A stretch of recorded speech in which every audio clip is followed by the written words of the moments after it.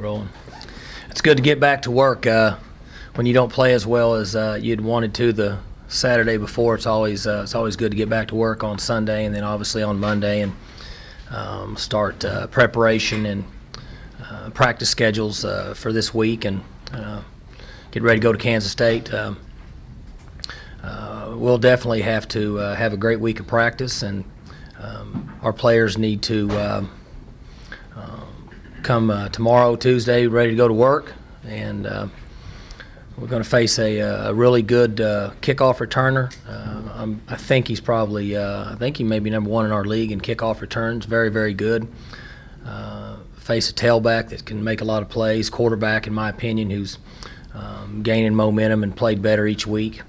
So it'll be a challenge for our team. We'll have to handle things right this week, and as we do each week, we'll be focused on the preparation from Tuesday through Thursday afternoon, and walkthroughs on Friday, and looking forward to traveling up to Manhattan and playing the next game.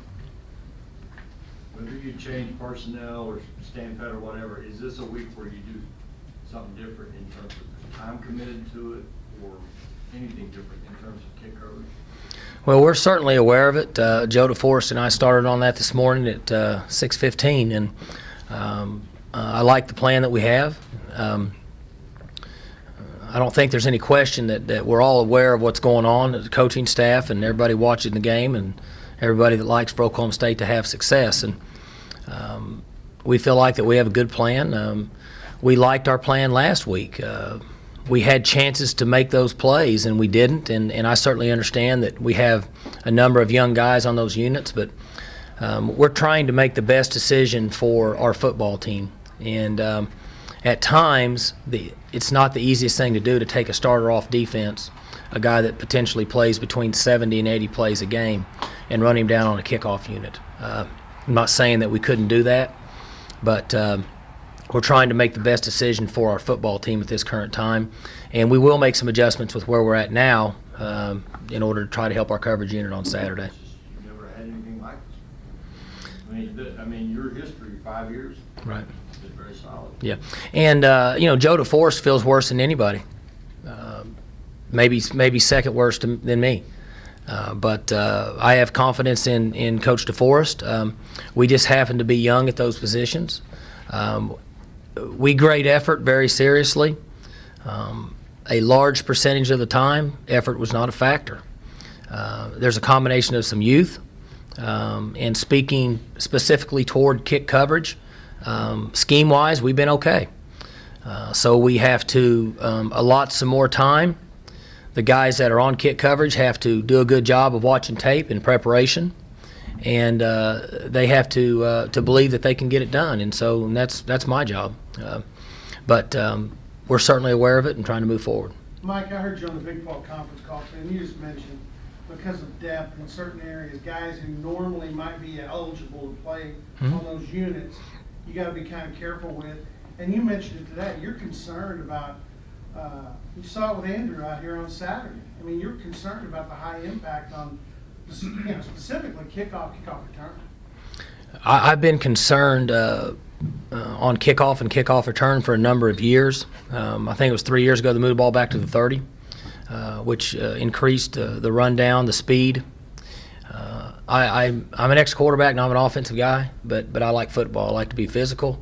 I like the toughness part of football. I don't want to be involved in it, but I like coaching it. And so I don't try to take anything away from the game. We had a comment today on some hits and stuff on special teams. We need to get better. We need to be prepared for that, and we don't want anybody to get hurt, but you certainly can't blame the other guys because they're playing football. That's what football is. It's a contact sport. And but the speed of what's going on kickoff and kickoff return is getting greater each year. And the size of the guys are bigger, and it becomes the law of physics, and people run faster and they weigh more, and there's more collisions. So I am concerned about that. Do I have an answer for it? No.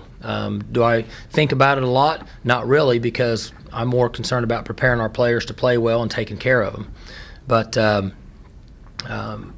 it's real simple. It's cut and dry.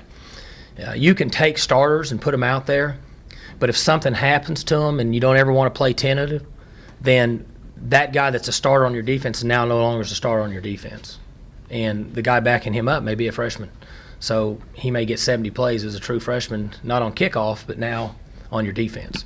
And so that's really where you're at. I mean, I don't think there's any reason to beat around the bush or hide the issues of what's going on. And so we're trying to do the best we can to find guys in other areas that can help us, because we certainly want to cover kickoffs, and we certainly want to keep people from running back on us. You obviously want it to be one-sided on Saturday, but it's a pretty exciting matchup with the two best running backs in the league on the same field. I think it's a good matchup. They do a very good job. Coach Snyder is similar to what he's been in the past. You know, he's been out of it for 4 years or so, and they run power and they run option and get downhill and play physical, and they use a fullback, use a tight end. They're unbalanced, and their tailback's a good player. And he's been a good player, though, for a number of games, all the way dating back to last year. And the quarterback's played better, in my opinion. When I watch him, he's playing better. He's moving around, making some throws.